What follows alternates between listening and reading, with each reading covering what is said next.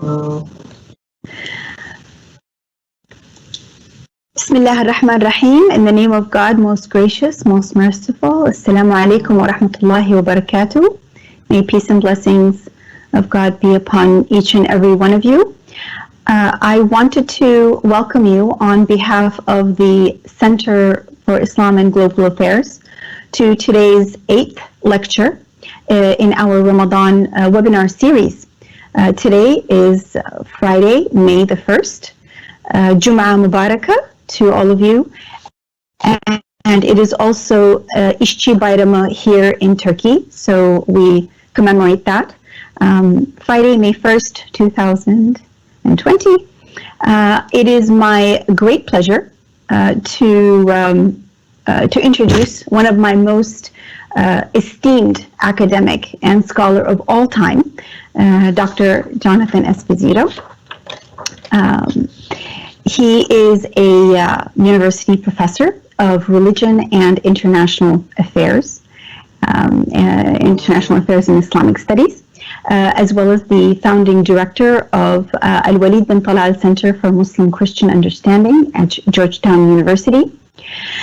He has more than 50 published books, a great many of which I've had the pleasure of reading.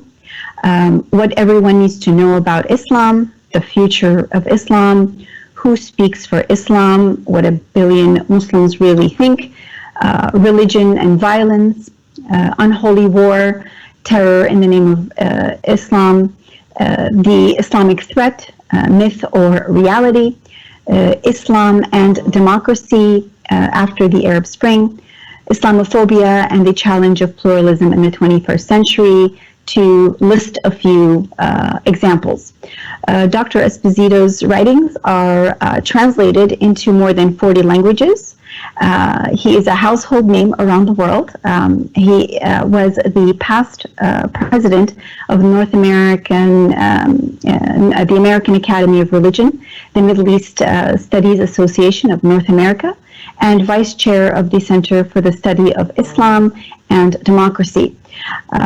Professor Esposito has been a member of the World Economic Forum's Council of 100 Leaders and the European Unity's network of experts on de-radicalization, a senior scientist for the Gallup Center for Muslim Studies, and ambassador for the United Nations Alliance of Civilizations. He has served as a consultant to the U.S. Department of State and other agencies, European and Asian governments, corporations, universities, and media outlets. We are very excited to learn from Dr. Esposito. I will be your moderator today. My name is Dr. Yasemin Saib, and I'm a research fellow at the Center for Islam and Global Affairs, and I also teach Islamic Thought and Civilization course at Istanbul Sabahattin Zaim University. So, without further ado, we are very excited to engage Dr. Esposito. It seems, Dr. Esposito, that on the positive side, this pandemic has given rise to empathy, altruism, caring, helping each other. We can see testimonies of that around the world. Sadly, however, we also are witnessing what seems to be a rise in scapegoating, racism, xenophobia, spreading of false rumors, and the increased marginalization of some minority populations. So we're eagerly looking forward to listening to Dr. Esposito as he informs us of what he believes the impact of the coronavirus has been thus far on the Islamophobia in the West, as well as how this pandemic is infusing perhaps greater authoritarianism in the Muslim world. Dr. Esposito, welcome. The floor is yours. We will have 50 minutes to present your topic, and then afterwards we will be taking questions and engaging with our audience. Great. Thank you very much. Ramadan Mubarakah to all of you who are watching this program. I'm delighted to be with you today.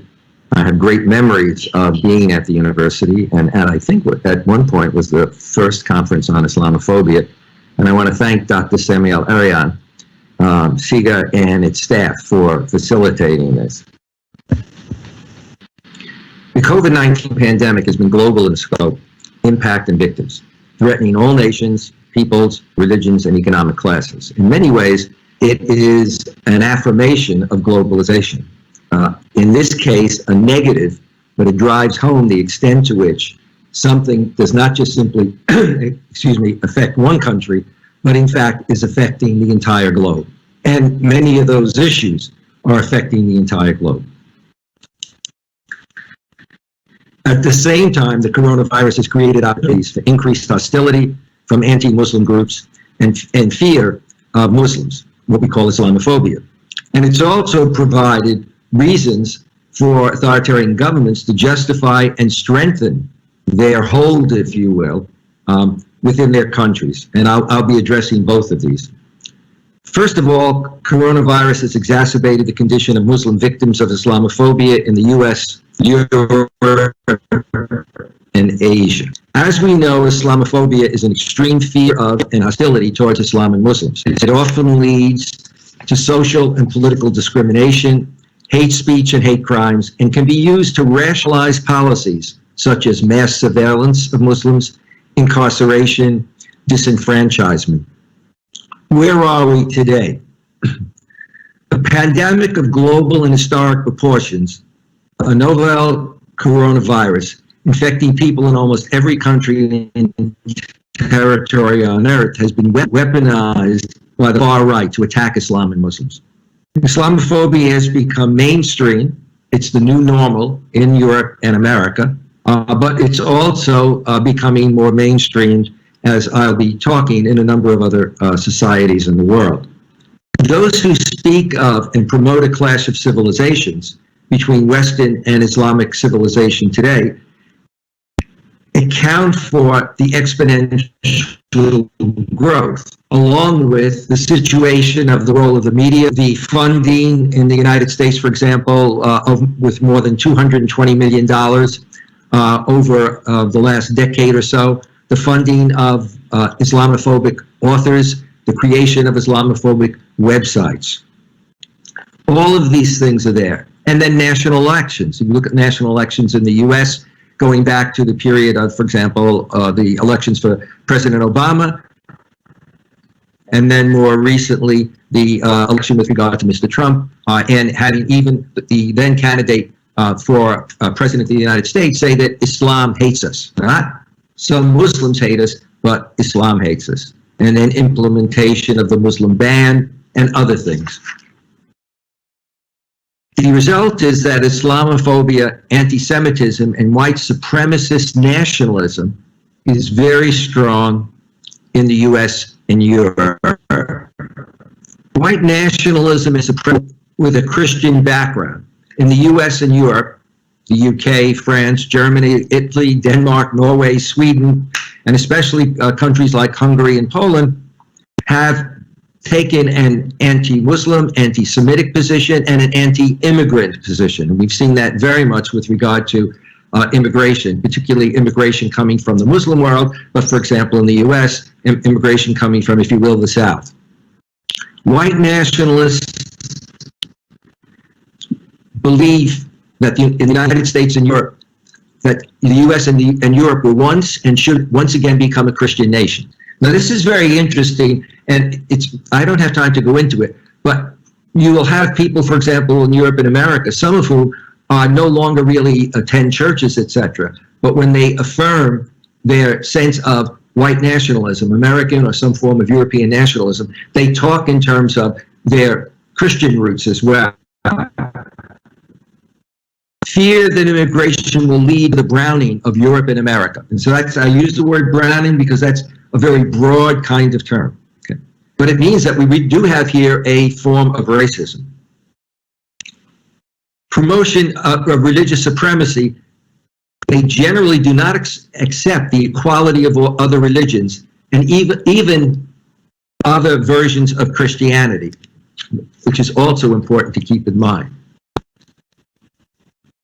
More recently, we see this kind of mentality when Franklin Graham, who during the Bush administration, even though close to George W. Bush, said Islam is evil, even when George W. Bush said that was not the case.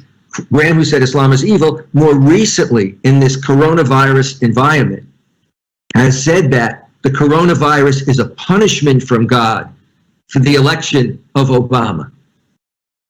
So you can kind of see the roots and the mentality that's developed. When we look at the United Kingdom, we see coronavirus conspiracy theories and fake videos fueling a rise of racism and Islamophobia. There are dozens of instances where far-right groups allegedly blame Muslims for spreading the virus. Fake news and videos, if you will, fake videos, with regard to Muslims supposedly ignoring social distance. So, for example, social media, these groups will use social media and show from before the coronavirus, where you just have footage of Muslims going to, for example, Jummah prayers, etc. They will show it as if that's what's happening today. They won't date it and say, well, this is an old video. They actually show it as if it's going on today. Tommy Robinson, a former leader of the British Defence League, showed a video of Muslims allegedly leaving a secret mosque, as it was called, in the inner city of Birmingham. That charge was dismissed by the West Midlands Police, for example. So that video was no doubt a video that was done before the coronavirus, and no such thing as a secret mosque. In the US, a strong manifestation has been this Zoom bombers. As you know, Zoom is used very widely, particularly in the US. So, for example, after this program finishes at 10 o'clock my time, I have a Zoom at 10 o'clock to 11, and I have another Zoom meeting from 11 to 12. What's happened now with Zoom is that both with regard to American Jewish groups as well as American Muslim groups, there's a situation in which when they're on a Zoom program that they're fostering, all of a sudden, outsiders will zoom in and start saying hateful things, showing offensive pictures to disrupt what's going on. That recently happened to Samaya Khalifa, the founder of the Islamic Speakers Bureau, and this occurred in a virtual meeting when 20 people were flooded and taunted, names were called, etc. And it actually then, as you can see, it ends that kind of meeting and disrupts that kind of meeting. Now let's talk about Islamophobia in Asia, something that doesn't get covered enough. I mean, and naturally it doesn't get covered enough in terms of the coronavirus situation also, because for many people, they're looking at the national news wherever they are, in the US, in Europe, in Istanbul, etc. But there's enough out there if you, in fact, are on the internet and follow international coverage. We see this situation occurring in which coronavirus has exacerbated the condition of Muslim victims of Islamophobia in Asia. We see it with regard to the Uyghurs in China, with regard to the Muslims in India. You have 200 million Muslims in a country of 1.5 billion Indians. We see it with regard to the Rohingya of Myanmar, who are in camps in Bangladesh. We see it with regard to Kashmir. I will not be able to cover all of these countries, but I will cover some of the stronger manifestations. Let's look at China and the Uyghurs. Coronavirus has brought and exacerbated the horrendous repression of Uyghurs in China. It's made the situation worse, the situation that they're actually in. The Chinese government has subjected tens of millions of citizens to draconian restrictions to try to contain the coronavirus. But the problem is for millions of Uyghurs and other ethnic minorities who are already living under severe repression, many of them locked into their homes, and others, more than 1 million, in so-called re-education camps, which are the equivalent of concentration camps. So the Chinese say that they are re-educating. What they're trying to do is re-educate them away from their Muslim identity, their identification, their beliefs, etc. And if you will, educate them / brainwash them into a totally different. So the Uyghurs are being deprived of their basic freedoms, their religious practice, their contact with their families, and any legal recourse whatsoever. These camps and those in the camps are especially vulnerable to contagious diseases due to the cramped cells, lack of medical resources, and the general kinds of conditions that they have. More recently, Chinese authorities have forced Uyghurs to return to work at factories that had been shut down because of the epidemic, despite the ongoing risks. And indeed, if we just take a look at, for example, late January, you had Chinese authorities which forced millions of Xinjiang residents into staying quarantined in their homes with no advance warning and without providing access to food. So when we see videos presented by Uyghur human rights groups, we see a video in which you see a man saying, "I'm starving. My wife and children are starving." He's banging his head into a pole and shouting, "Do you want to kill me? Just kill me." The role for human rights activists and countries, whether they be Western countries or countries in the Middle East and in Asia, is really to put pressure on the Chinese government to close these camps, to free innocent people, and provide for the residents of Xinjiang in terms of their basic needs. Let's take a look at India.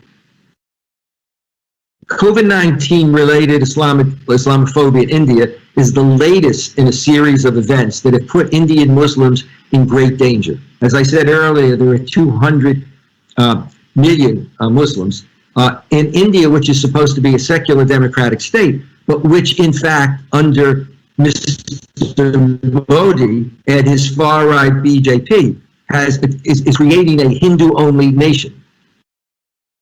The pandemic came on the heels of deadly riots and pogroms against Muslims who were the victims, in which this pandemic was instrumentalized as the weapon for these right-wing Hindu voices online and in the media.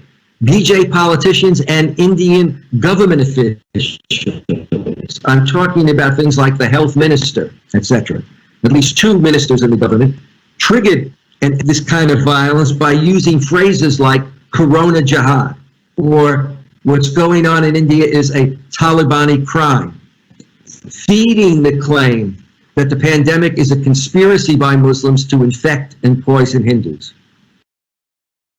Since March 28th, tweets with the hashtag Corona Jihad have appeared nearly 300,000 and potentially been seen by 165 million people on Twitter, according to data shared with Time by Equality Labs, a digital human rights group.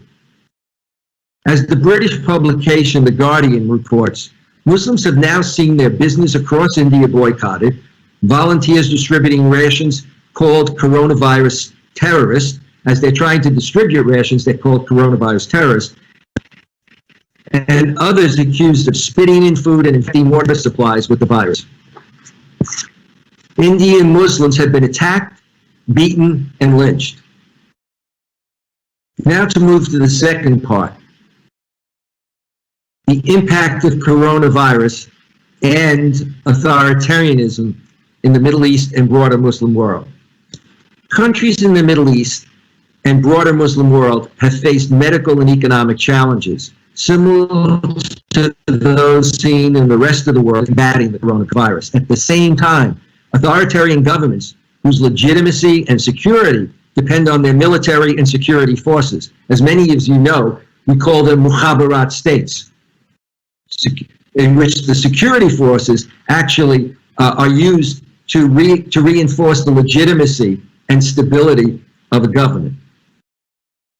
For many authoritarian governments, feeling threatened as they felt with regard to the Arab Spring, note then the role of Saudi Arabia and the United States in supporting and assisting General Sisi in a coup d'etat, feeling threatened by demands in protest groups, just generally in the last year or two, continued demands by protest groups, for example, in Iran, calling for greater transparency, a true elected representative government, freedoms of speech, assembly, and information.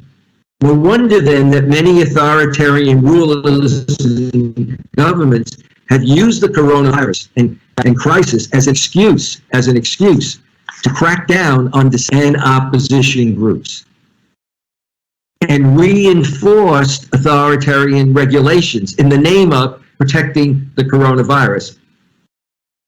Let me talk more specifically. Let's look at Algeria. The Algerian government has used the virus for further political repression. Authorities have sought to silence political protests that have occurred for more than a year and to end the daily demonstrations, and have continued to jail protesters. So what you wind up saying is that you're really dealing with the coronavirus, but what you're really also doing is shutting down and preventing public protests with regard to the government's general policies and calling for a more transparent government, etc. Egypt is a major case. The coronavirus has furnished Egypt with yet another justification to tighten its control on the media, as well as the Egyptian people. People have been arrested for spreading false information and rumors, such as how widespread the COVID-19 really has been, as opposed to what the government says, and for, quote, spreading rumors about the failures of the government to adequately deal with this. So, for example, the government launched a crackdown on foreign reporters. Why? Well, it looked at The Guardian and the New York Times and accused them of defamation, or if you will, fake news that's amounted to defamation, and professional misconduct. On March 17th, the Egyptian State Information Service pulled the credentials of the correspondent for The Guardian and issued a warning to the New York Times resident journalists for having reported higher numbers of infections than what the government claimed. So, for example, around the government was saying they only had 126. The report by the New York Times and other media was 19,300. COVID-19's danger then has been used as an excuse to impose its severe anti-demonstration laws and repression of press freedoms, and continue as well its vendetta against the Muslim Brotherhood has again been accused of attempting, in this case, to spread the virus among the military, police, judiciary, and members of the state media. Of course, this is an obvious and ridiculous accusation, but that's what the government is putting out there. Why? Because then it enables the government to have an excuse for a continued crackdown on suspected members of the Muslim Brotherhood, i.e. to arrest and to fill prisons that are supposedly, numbers that we get from Human Rights Group, are as much as 60,000 people, many of whom have been in there for years without even being brought to trial. But now to arrest additional people, Muslim brothers, and continue their imprisonment and their detention without charges. And this has been going on, as I said, for tens of thousands of Muslim Brotherhood people who are in prison, or for many who've been sentenced to death. And of course, there are hundreds who are living outside the country who have been sentenced to death in absentia. The government has also ignored appeals, official appeals by the UN and major international human rights activists for the release of Egyptian prisoners to halt the spread of COVID-19 among prison populations. The situations have been documented for years. For Sisi, it's also true under Mubarak, but certainly very much for Sisi. The conditions in the prisons are appalling. The conditions physically, the conditions with regard to torture, the conditions with regard to malnutrition, the conditions with regard to people really being packed into cell areas. Sisi seems determined to follow the example, to emulate the example of his predecessor, Hosni Mubarak, who used the excuse of a state emergency, called for one, and let it last for 31 years before lifting it in 2012. Now you have Sisi calling for state, and it's been extended repeatedly under Sisi's government as part of the government's fight against terrorism. Let's take a brief look at Iran. Iran, as far as we can tell, has been the hardest hit country in the Middle East with regard to the coronavirus. It too has used the coronavirus at times as a propaganda counteroffensive to draw attention away from the problems that it's having. Its shortcomings in dealing with the virus itself, its unsuccessful efforts to bring an end to massive protests that occurred in 2019 and again in January 2020, popular protests of thousands of people. The ones in 2020, January 2020, occurred after the mistaken shoot down of a passenger plane, something that the government denied initially very strongly for quite a while. Iran has accused the U.S. of spreading the coronavirus as an ethnic weapon aimed at targeting Iranians. Now, note, in the question and answer we can talk. I'm not here ignoring U.S. policy. It's just not right now part of what we're talking about. So, for example, the question of Iran sanctions and you know what that means in terms of the ability for materials to be sent from outside into Iran, etc. Okay.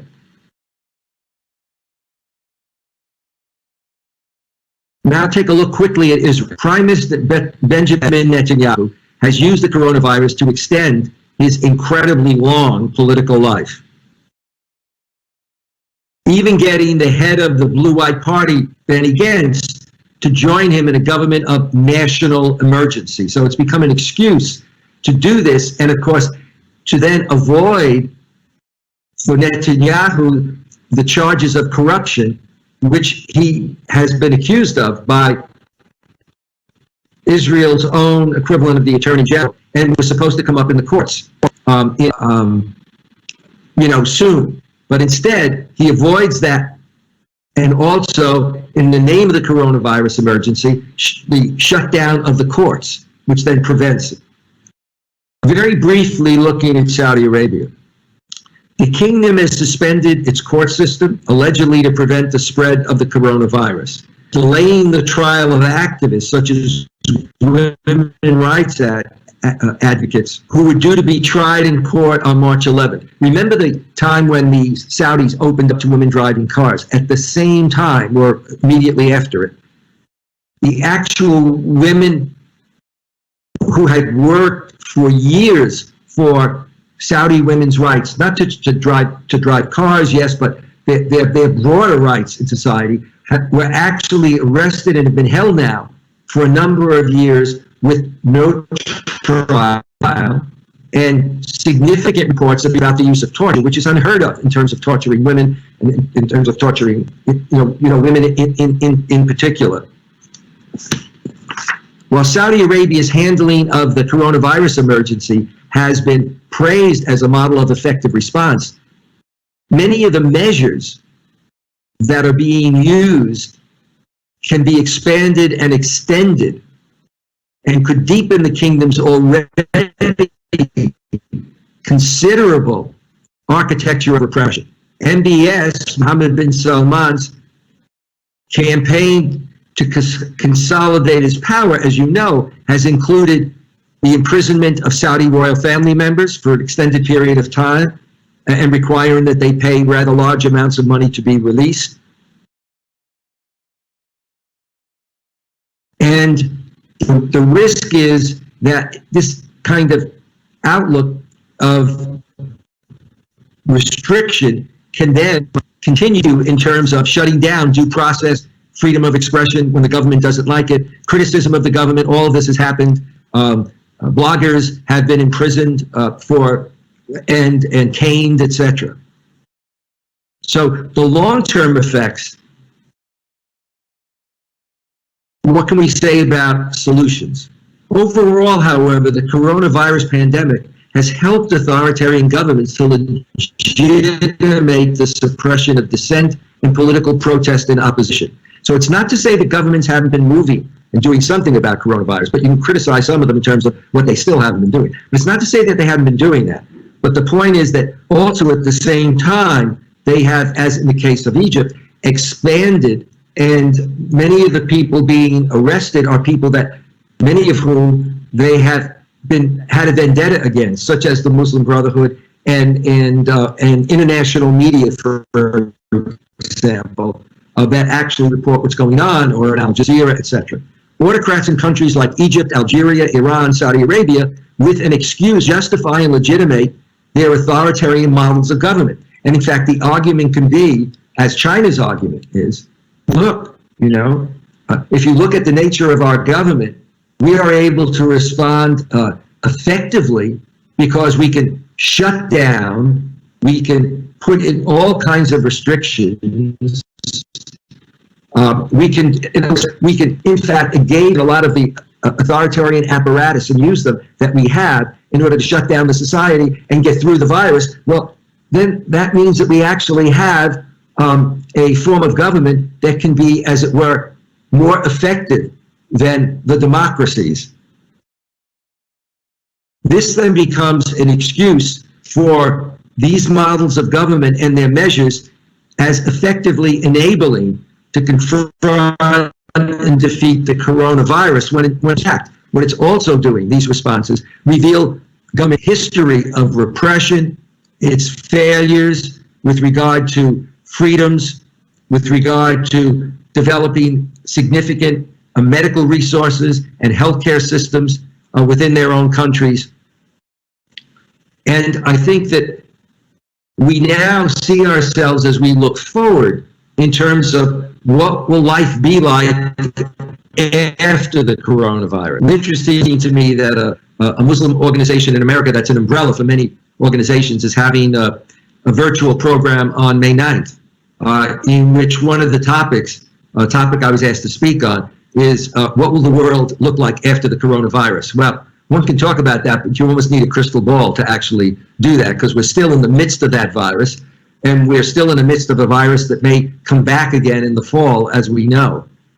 But it's very important to look at what governments are doing and to what extent are some of the things that they're doing and the excuses presenting problems. I just saw a report this morning, for example, that when it comes to the government of Cuba dealing with the coronavirus there, that many of the attempts, the ability to send equipment to Cuba that can assist in addressing that coronavirus, because of American sanctions, this blocks much of that aid from coming into the country. So I will bring my talk to an end there, and I look forward to question and answer. I guess I have to give the answers, but anyway, I look forward to your questions. Thank you so much, Dr. Esposito. For those of you who have joined us a little later, today is the 8th lecture in our Ramadan webinar series for the Center for Islam and Global Affairs at Istanbul Sabahattin Zaim University. Today is Friday, May 1st, and we have with us Dr. John Esposito, professor at Georgetown University. Thank you so much for that enlightening presentation. It seems to me that, Dr. Esposito, that I feel like history is almost repeating itself, whereby this scapegoating during pandemics has been perhaps witnessed to some degree before.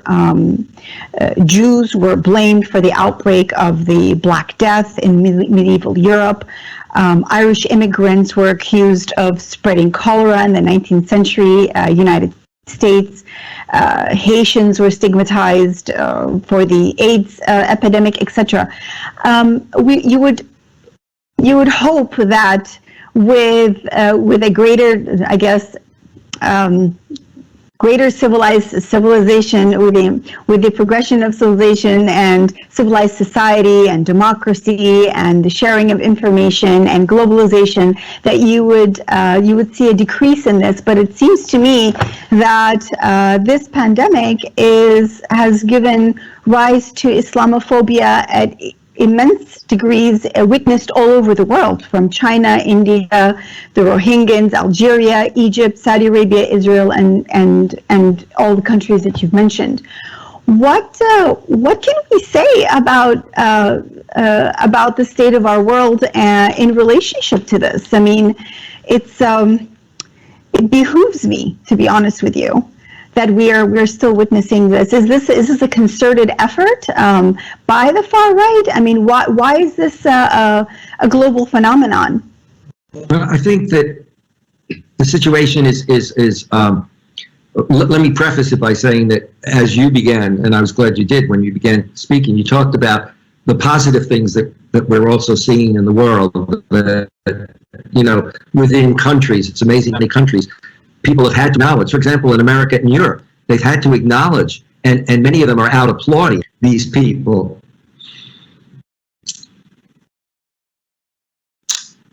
I'm semi-emotional Italian. They're applauding people of all kinds of backgrounds, of all colors, of all religious backgrounds.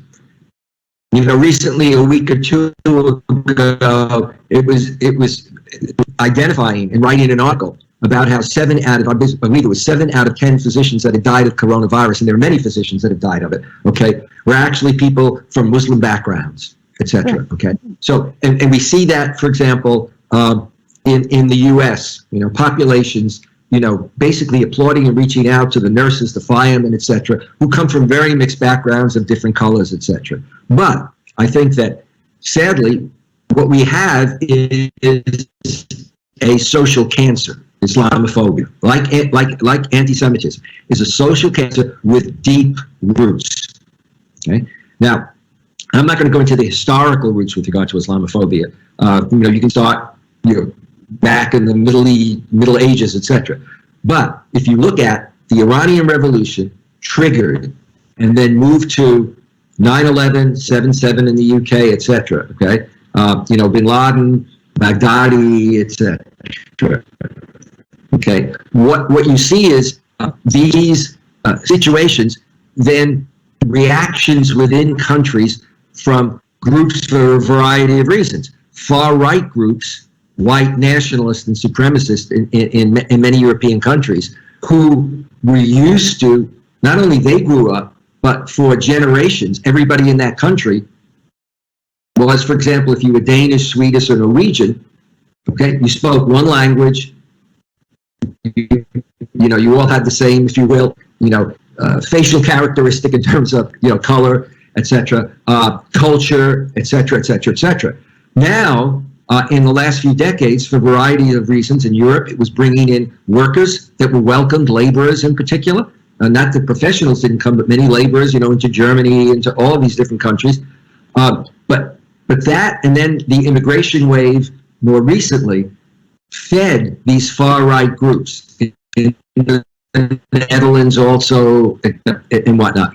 And I think the same thing has happened in the U.S. We've had these far-right groups, which, going back to slavery, okay, so you had basically what were white nationalist supremacists who also legitimated it even in the name of Christianity. They even used a cross, burning a cross, etc., with regard to the oppression of slaves.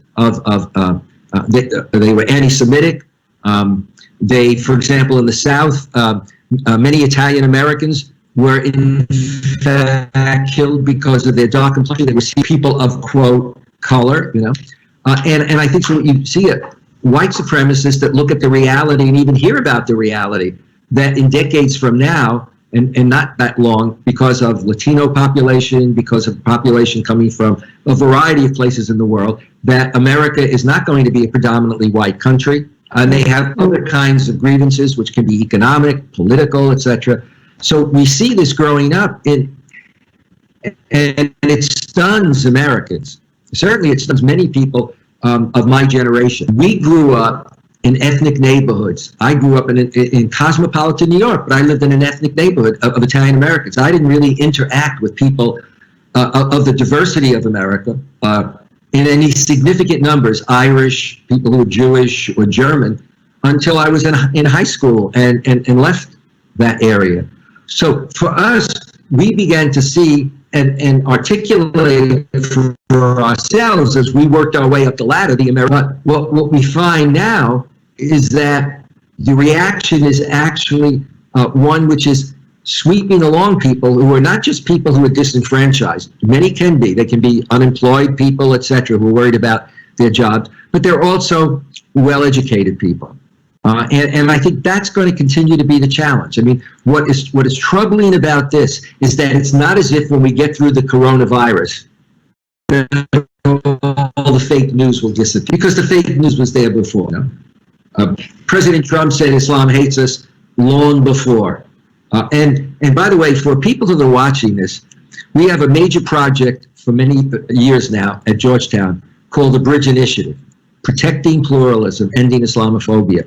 If they just go to bridge.georgetown.edu, bridge.georgetown.edu, you will find all kinds of statistics, data, articles on this phenomenon globally. And you will also see a whole set of fact sheets that we have on the kinds of people and organizations that are out there. Who are they? What do they say? Including, you know, what members of the current administration have a very checkered history when it comes to dealing with some of these issues, such as the Secretary of State. Yes, that is true. And thank you for that. And on a related note, how do you think we could untangle the unholy alliance between the Islamophobia industry in the United States and their supporters in the Muslim world, and undemocratic regimes, for example, in the Muslim world? What do you think about that? If I knew that, I'd be a lot brighter than I am. What we're forced, and I think this is important. If you just go back a generation or two before, for example, in Europe and America, if you actually looked at the turnout often for elections, lots of people didn't vote. You know, people just laid back. There was the government. They didn't feel a real need. Often you could have in America below 50% turning out. Okay, this is back before we talked about a lot of the immigrants, the newer immigrants that came in. The thing that I say to audiences is that this kind of issue, just as the kind of issue that we raise at the Bridge and that the center addresses, I say to them, this is what our everyday life is going to be like. And that means that we all in different ways have to get involved in.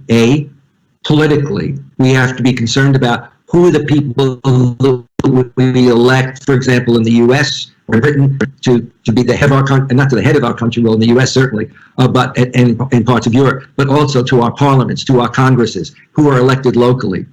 We need to be concerned about how are we educating the next generation from when they're little kids up through the university in terms of their attitude towards pluralism. You remember in your introduction, you referred to a book that I did, and it was quite a few years ago, and it's actually a co-done with Ibrahim Kalin from Turkey, and it was called Islamophobia in the 21st Century. You know, and it had to do with the whole question of the challenge of pluralism in the 21st century. We have a challenge of political and religious pluralism, and that exists across countries. That requires, therefore, participation in elections. It requires education. It requires a concern about our media and what our media are doing, and monitoring our media, monitoring our government officials, responding to them. It requires everybody to get involved and to do different things. Now, what does that mean practically to the average person? I have been blessed to give talks all over the world for many years. I've done about 3 million miles traveling. And when I leave a place, in any place in the US, the UK, or overseas, you know, people will say to me, or in an audience, they'll say, well, what can I, you know, I'm just a student. Or a woman will say, look, I'm a mother, and I'm primarily both working and taking care of my kids, you know, but what can I do? I think we all have ways of playing it out. I think that it's very important, for example, in neighborhoods that and at universities, that discussion groups are created in neighborhoods, that people who are at home or who are professionals also belong to discussion groups that get into these areas. It's important that people go out and reach out So, for example, right now, I'm in Florida. I'm based in Washington at Georgetown, but I'm in Florida. And a group that's a discussion group that I'm in, okay, was taken to a local mosque in Naples. And it was an incredible experience for many of them. Now, for many people, that'll sound like a soft thing. It's not. Because the people who are responding are people who are very well educated, know the world, etc., and had never been in a mosque, and really, frankly, many of them had never interacted with Muslims. And when they saw, the hospitality, when they even watched the Jummah prayer, and how it was done, and the khutbah, etc., it was as if this was something incredible. When we came back, the first thing they wanted to discuss the next week, and it's come up more than that. And now there's a connection between the two. Now, these are small things, but there are small and big things that everybody needs to do. The problem is that, quote, in the old days, people could just leave it up to somebody else. And that's not the case. What we know now, if you look at Europe and America, but also if you look at the examples I've given, okay, is that there's a lot of violence that's going on, and there's a lot of potential violence that can continue to go on in reaction, for example, to the American elections and who gets elected president. We have to be concerned about who gets elected, but also the idea that unlike the past, where people might just say, well, I'm really upset that so-and-so got elected, what we now see is, and we see demonstrations, even during the coronavirus, we've seen demonstrations in states where people not only turn up and say, we don't want to have to, isolate, but they show up, many of them in battle fatigues with rifles and weapons. And again, people used to be used to, in a kind of arrogant way, in my experience, if they were in Europe and America, looking at other countries in the Middle East or wherever, and seeing them as somehow underdeveloped when it came to notions of democracy, notions of freedoms, of pluralism, and even, the idea that, repression and imprisonment, etc., is wrong. What we're seeing is issues of violations of civil liberties in Europe and America, and in many countries that we would have never heard of. So I think it really requires a raising of consciousness. Mm. So you mentioned the mosques and as people get to know Muslims, that begs the question, could we see COVID-19 as an opportunity to lessen Islamophobia? What would be the opportunity for the Muslim community, or for us to be able to do during this pandemic to actually curb Islamophobia, perhaps in the United States or in the world? Yeah, I think that there need to be, and there have been, but I think there need to be more of an awareness, including as we move out of it and after it, looking back and saying, what happened? What did we do wrong? Okay, so we addressed this, but at the same time, we had all this fake news, which then, whether it was in the UK or the US or whatever, was actually, perpetuating and increasing. Okay, so how do we address these media issues? Mm-hmm. Right. What's our attitude going to be? But also, who are the victims? The victims were everybody in the society, across races and religions, and who are the people who were the first responders? I think that story needs to be told over and over again. Agreed. The nature of the first responders, and suddenly realizing, they show they're real Americans. That's true. Right. Unfortunately, we don't hear enough of that. In fact, in a recent tweet of President Trump, he retweeted a political commentator, Paul Sperry. He said, the tweet said, let's see if authorities enforce the social distancing orders for mosques during Ramadan like they did churches during Easter. And there was a lot of reaction to this. Would you say that President Trump or his administration are stoking anti-Muslim hate that's not helping? Well, I think that the president may not have intended to do that, but I think, as with a lot of things he doesn't intend to do, many tweets actually wind up being very problematic. His tweets will be to say it's terrible to have violence, but he'll also speak and defend the rights of some groups that actually engage in violent protest. I think with regard to Sperry and that issue in that tweet, well, again, if people are interested in information on this, this is the kind of stuff that if they go to the Bridge website, we actually do fact sheets. As soon as that happened, immediately the fact sheet is done on who is this Sperry, why was it said this way? But you're absolutely right. The idea that at this stage of the game, you could have that coming out of the mouth of somebody, but because part of the problem is when people are far right, just as when people are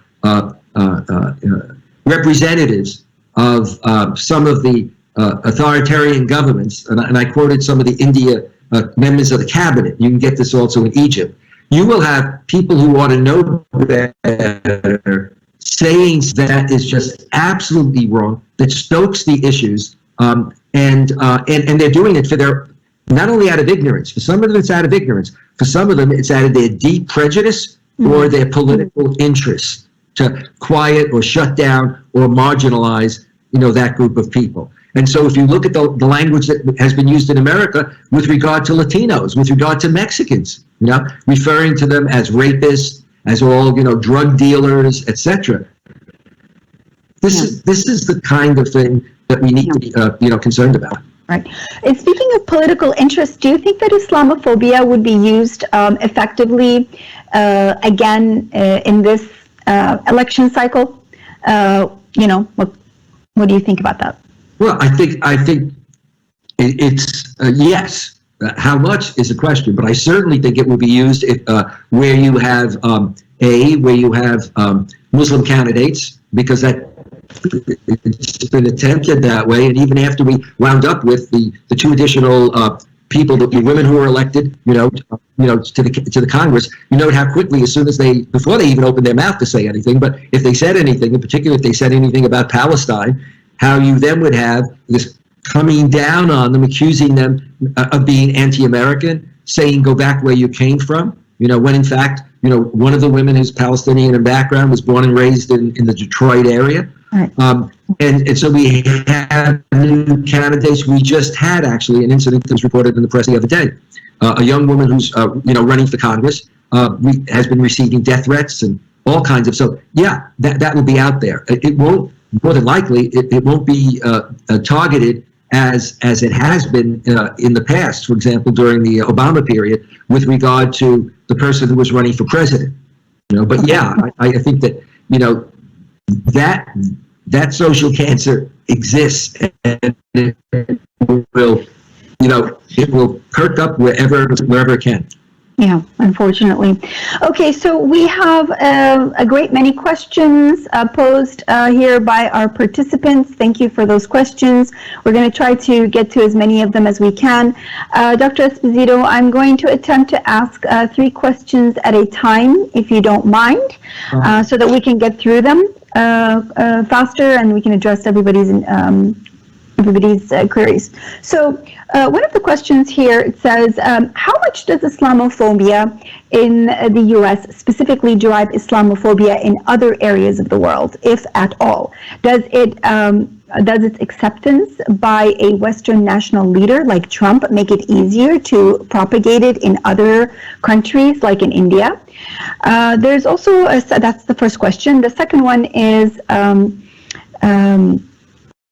can you evaluate Turkey in your estimation as what would you consider Turkey to be in this spectrum? And the third is, I think within the spectrum, I guess, of authoritarianism or not. The third question is, does the ex-Muslims or Muslims who are pro-Islamophobia also participate in taking advantage of the pandemic? So-called Muslims, I suppose, or Islamophobia, pro-Islamophobia Muslims, if you would say. If you can address those 3, and then we'll move on to other questions. Okay, I'll address first of all, I'll address the question of ex-Muslims. I think that ex-Muslims have a right to say whatever they want to say, but the fact is there are, some who are ex-Muslims and some who continue to say they are Muslims, but who, in fact, take a very far-right position, a position that would brushstroke the vast majority of Muslims as a problem, and so they may describe themselves as one group does, that basically describes themselves as reformers. They don't have a large following, but they get a lot of attention. They will be people who will be called, depending on who's in government, but will be called at times to testify before Congress.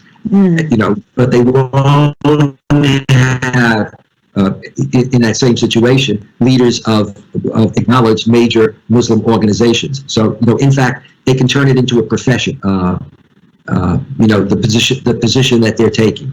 With regard to Islamophobia in America driving in other areas, there's a cross-pollination between America, for example, and Europe. If you look, for example, at the book that was written by the Norwegian terrorist, a very thick document, in there, a lot of his positions about Muslims and the threat of, that Muslims constitute are taken from American and European Islamophobes and their writings. In fact, even in his book, he has a whole page on me and the center, and he actually takes it quoting an American/Israeli academic who had criticized some of what I've done. So you've got this Norwegian, you see, you know, pulling this in, and they look to people who are, who are known groups like Jihad Watch and others, you know, the founders of these kinds of groups, Pamela Keller, or Daniel Pikes, and they quote, the Europeans quote, and the reverse. Some of the people from Europe who are leaders, for example, a major leader in the Netherlands, came to the Republican convention and spoke to Republicans during the last national elections. So yeah, I mean, that goes on. With regard to Turkey, I think that Turkey in the international scene, and in terms of, and I'm not saying something that a lot of people aren't aware of, both also in the American and European media, Turkey's approach to coronavirus or that issue is, is there, but it's not raised that much as an issue. But there are issues that are raised with regard to how, to what extent are some of the policies of the government that the government sees as preventing or containing terrorism and violence. To what extent do some of them actually violate freedom of the press?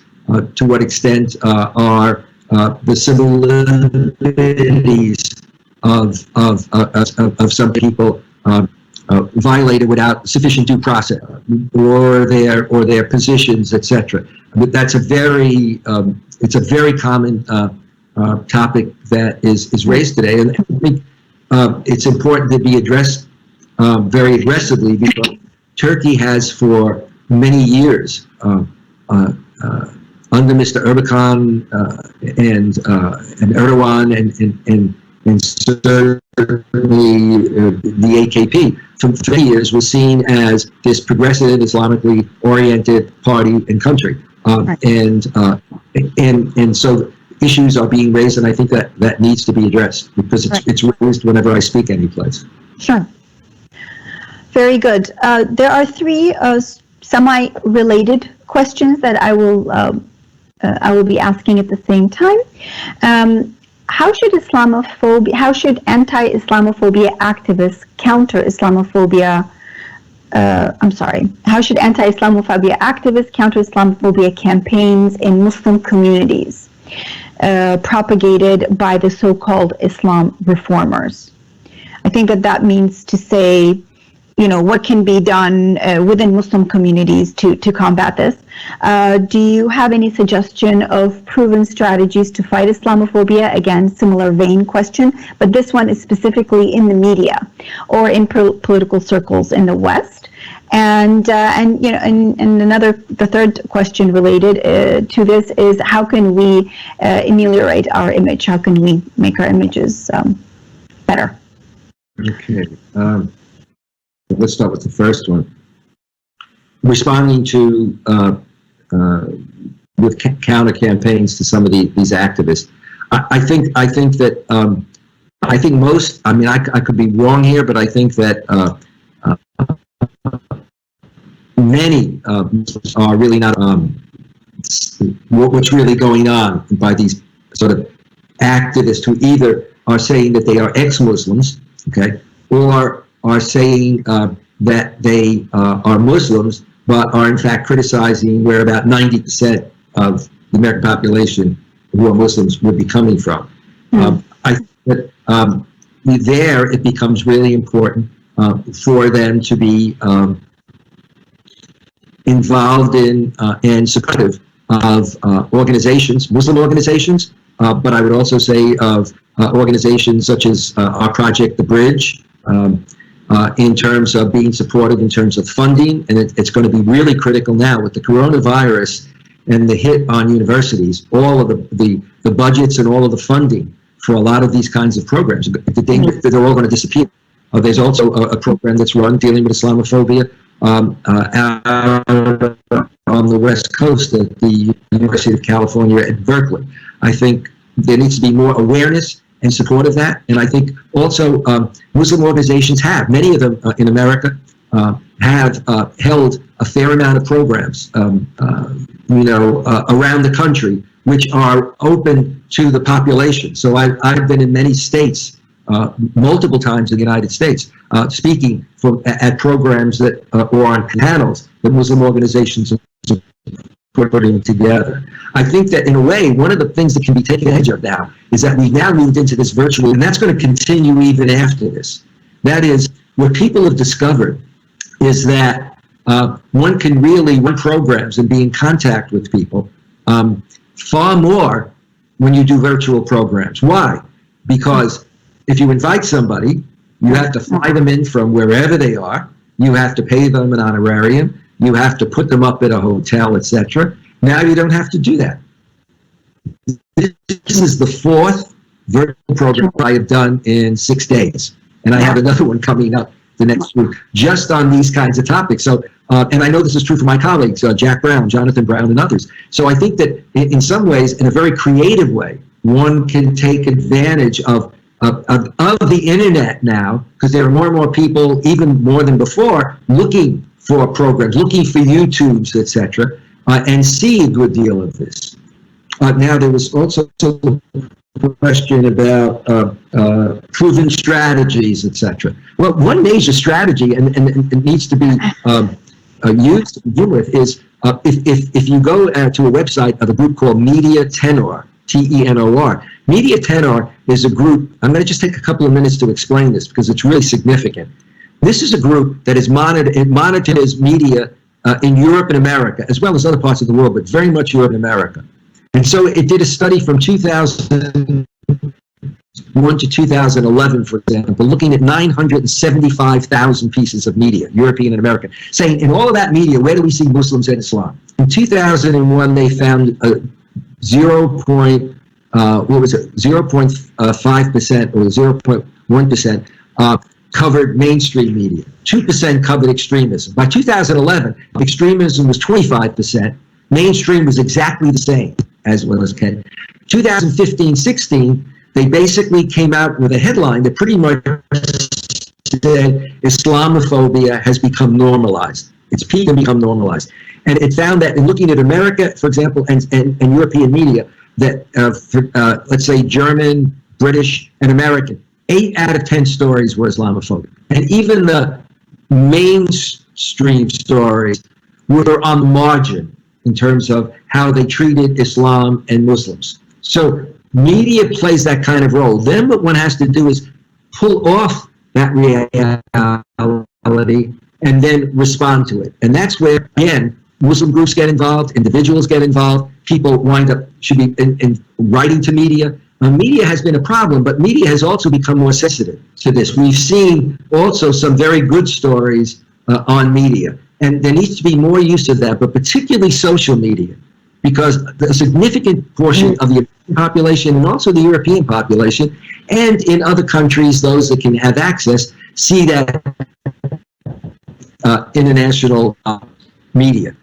Ameliorating the image, as I said earlier, it's for everybody to just stop and think. We're in a different world now. And even after the coronavirus, we're in a different world. The far right is as strong, if not stronger. The FBI this year said that the most dangerous group that they're looking at are far-right white supremacists. Far-right white supremacists. And I think that if you look at some of the things that have occurred in some European, countries, that becomes important. And at the same time, it's very important that one acknowledge that there are problems. For example, I was Italian American. I am Italian American, growing up at a time when the mafia was out there, etc. And for many people, I knew, and I was from Brooklyn, and you had large mafia areas there. And for many, I had to deal with the fact that on TV, what became after 9/11 common on TV, where you had stuff about the extremist, the terrorist, the dangerous person that government or that police had to be concerned about were Muslims. Or when they didn't even call them a Muslim, people would just say, gee, the way they had the person acting and treating. That's what they did with Italian Americans. We were the bad guys. And it was all mafia stories, and if it wasn't mafia stories, it was, that the people who were gangsters, that the people who slapped women around, etc., too often were people that had my complexion and, whatever. And so it's really important to denounce the stereotyping and to support in a variety of ways, education, media, etc., but also to acknowledge that there are issues that have occurred and to say why this is not Islam. To say this is not the Islam that I know, that these people are, not to try to make excuses or more importantly, to just ignore it. I think that becomes important. And take advantage of the fact that, as you know, there has been more of a sensitivity, certainly in print media and social media, with stories that they get about Islamophobia and about anti-Semitism. And in a strange kind of way, the extent to which we've increased in both of those areas, I think, has made each area fed concern about the other area. And so, for example, it's interesting to see that there are, and a lot of people forget this, significant numbers of American Jews, and there are American Jewish groups that have denounced Islamophobia, that have gotten involved in statements to Congress or a case that's going before the Supreme Court, and to remember that.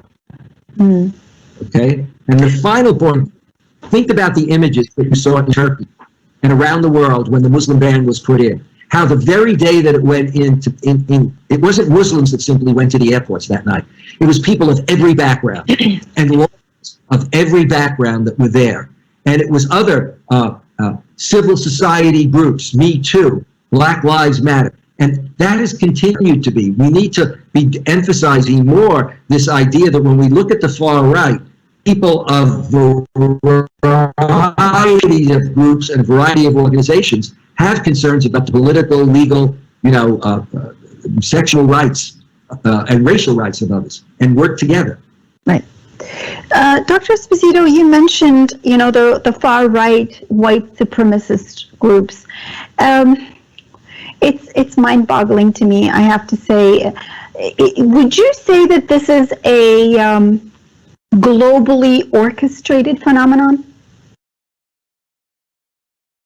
No, I think that there can be cross-fertilization, but no, I think sadly, I would love to be able to say, if you were pressing me and to say, well, no, that's not what most Americans aren't like that. It's because they're being influenced by, some outside. No, I think that people are influenced with globalization of media, so that if you're sitting in Europe or America, and you're very concerned about, if you will, the new immigrants and the fact that so-called historic white societies and countries are now going to ground, and more multi, religious in an official way.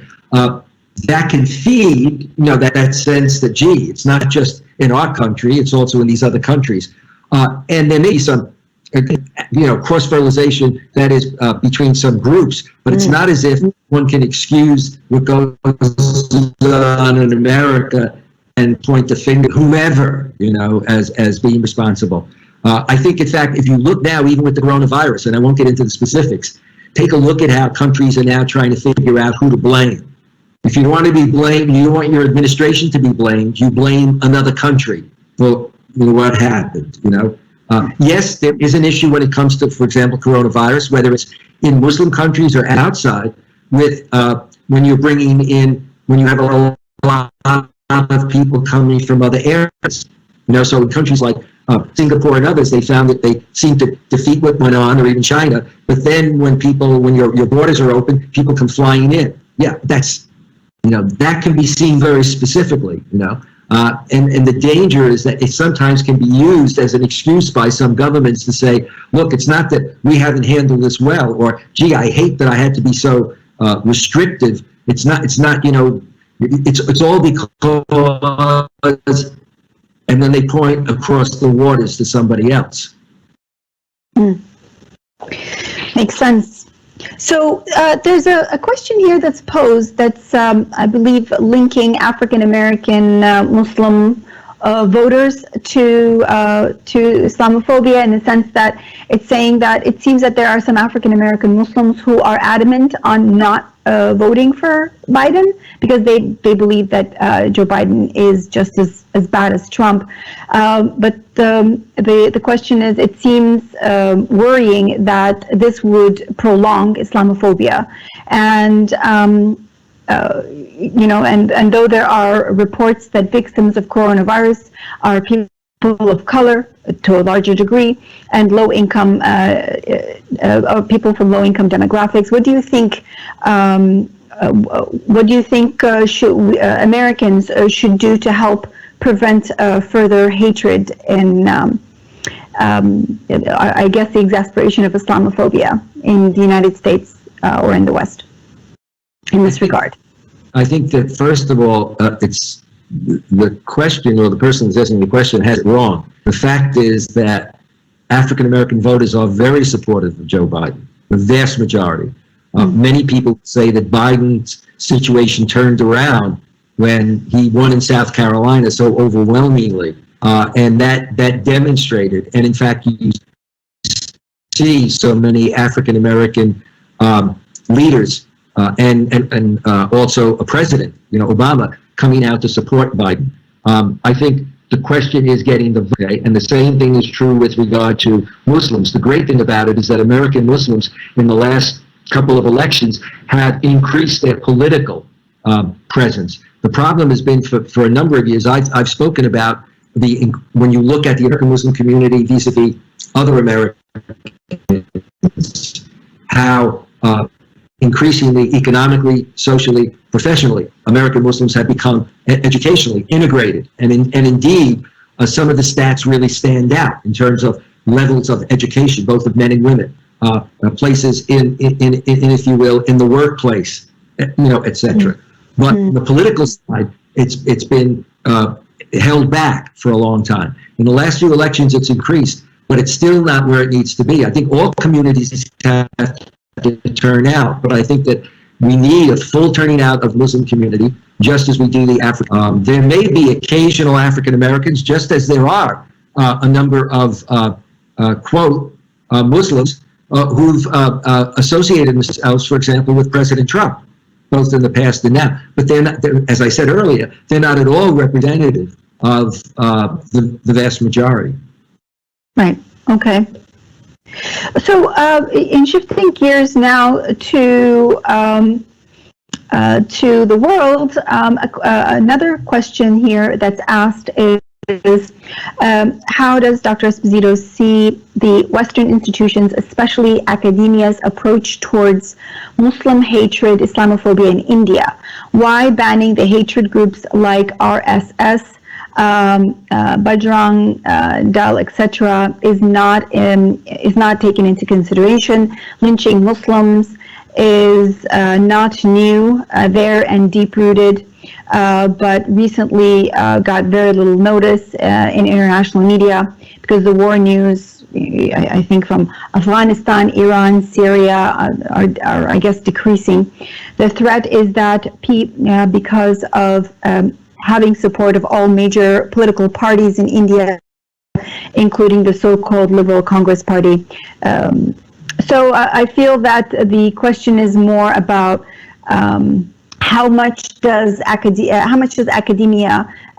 discuss and highlight awareness and is working on this particular issue.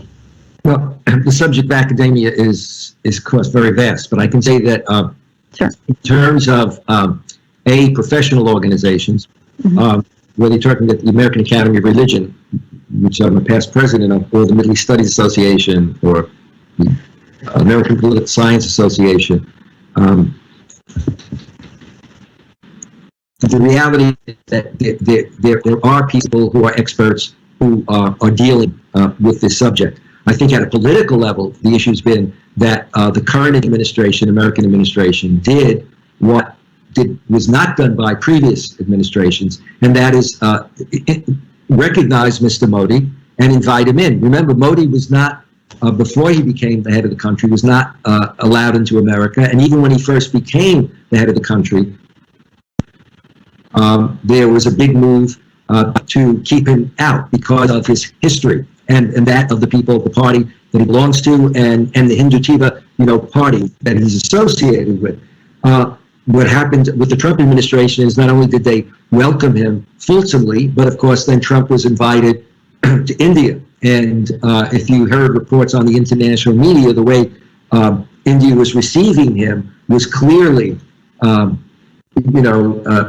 really strengthen these relations, because of Trump's reaching out to India. I think that is an issue.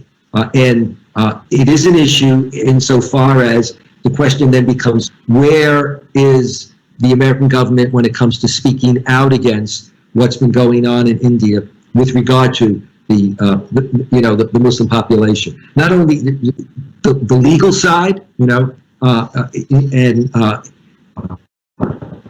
in terms of legislation with regard to new groups that can be recognized for citizenship, etc., but also with regard to the violence that's taken place and the killing, of Muslims. I think that that has to be addressed.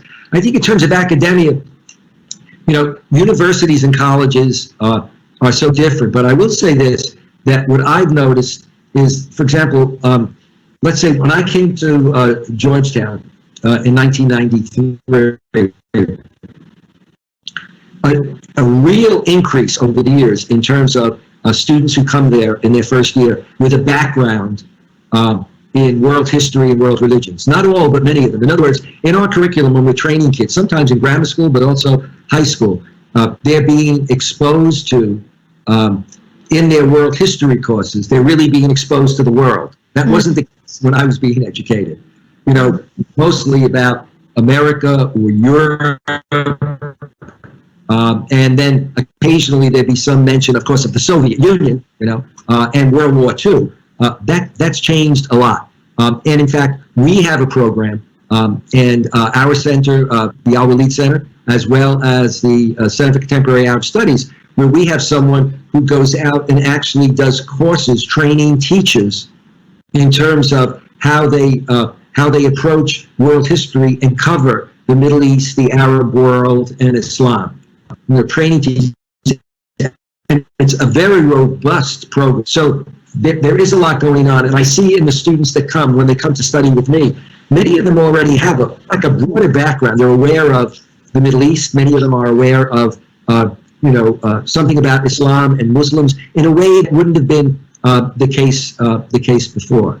So I think that's there. I think it has to be emphasized more and more, and it has to be not only in education but even in media. Media has gotten a lot better, but there's still a lot more that needs to be. I agree, actually. As when I was a political science student back in the early 90s, there was far less knowledge and information about Islam and Muslims, and far less Islamic studies departments at universities around the country. Now it's almost all academic institutions offer either Islamic studies courses within religion departments or political science courses that are targeted towards the Muslim world. So I agree with you. I think we're in much better days, but there's a lot more work to be done. The question that follows is one which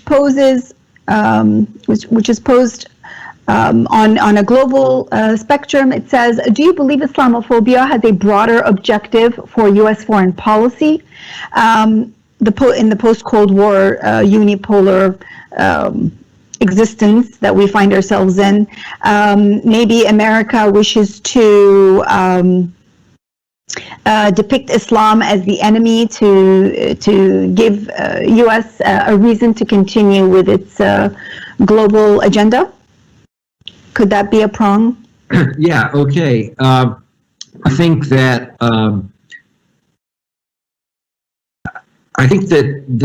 let me start with just one statement. When it comes to Palestine and Israel, and Palestine is not just a Muslim issue, they're Palestinian Christians, okay? Palestine and Israel, the U.S. government position, however different governments have been, has really not been, even if they talk about two-state solution, its policies have not led to a situation of, if you will, equality or equal rights. That situation has been compounded, and then kind of Islam flavor comes in here, been compounded under the current administration. The extent to which the administration has recognized Jerusalem as, the capital and moved our embassy there. The extent to which the administration has not only approved, but even before the approval, encouraged, due to the relationship of the American government, particularly the president, Mr. Netanyahu, the annexation of territories, territories that were taken during the '67 war, and that there are UN resolutions that have condemned and said that these territories should be returned. Well, that's been ignored, but now you have, in fact, a government that's gone along with that annexation. So that's a political issue, but it also has, if you will, an Islamic patina to it too, because the taking of Jerusalem and the symbolism of Jerusalem, which is just not just a Jewish center, but a major, Christian center, and very much a major Muslim center. That's an issue, and where the administration still is with regard to the question of annexation, with regard to the West Bank, etc. The kind of deal that was developed by the president's son-in-law for solving the Palestinian issue, and then statements that were made by that son-in-law when Palestinians didn't rush to say thank you, and accept it. Statements that were derogatory and demeaning, I think, create real. I think that there are problems in the relationship of the U.S. There always have been. For example, with regard to Iran, that goes back to the hostage taking, and it transcends any particular administration, and it transcends the question of it simply being Islam, if you will. But I think that that one has to walk very gingerly with this, because there have been members of Congress and whatnot over the years, not just in this administration, but even back in the past, whose approach to Iran was not the idea that we needed to deal with a country, and a country that at times we, whoever we are, in the White House or in Congress, see as a problem, but rather think that because of the reaction still that exists on both sides, both after all these years to the Iranian Revolution and the hostage situation, would have been a kind of what one scholar called more than a decade ago mutual Satanization. Both sides really dig in, and when and then when when anything comes along, there's an immediate knee-jerk reaction. I think that that becomes a problem because you have had people that have said things like, we should invade Iran, or we should bomb Iran, or we should do X or Y. I think the use of sanctions, for example, and the fact that during this coronavirus, that Iranian sanctions, U.S. sanctions with regard to Iran, really prevent some of the help and assistance that could be coming to Iran. And even the excessive seeing of sanctions as because there are protests in the streets in Iran, let's drive Iran to its knees. Right. The question is, who is the Iran you're driving to knees? If you're just targeting the leader of government, okay, that's one thing. But if in fact what you're doing is having an incredible impact on the economy and the lives of Iranians broad-based, I think the situation has to be handled a little bit better than I think the President and the Secretary of State have done it. So, that's the best I can answer that. Thank you. Yeah, Iran is a very good example. I think we probably have time maybe for one, perhaps two questions. We'll see. There is a comment and a question here. It says, Dr. Esposito, thank you so much for this enlightening speech. We know the Islamophobia industry now is prompted rather than the Western countries, much more from some Islamic countries who demonize the Islamic democratic movements. MBS and MBZ are also supporting the Islamophobia industry in the West by financing some think tanks in very dirty ways, especially after the case of Khashoggi and the dirty war in Yemen and their reflection on U.S. public opinion. What new horizon would these cases would open for the Islamophobia discourse? Of course, now regarding also in the new horizon with COVID-19.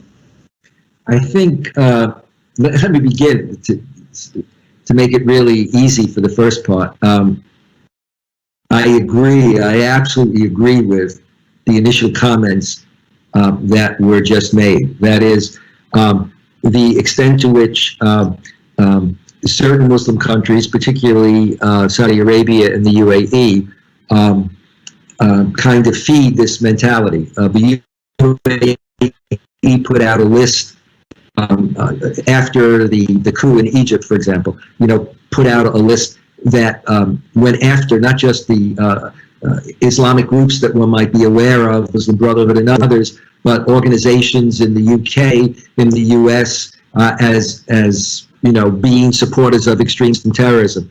And it was interesting that both the governments in the UK and the US, President Obama, said that they had looked into it and that there was no truth to the groups that were being named.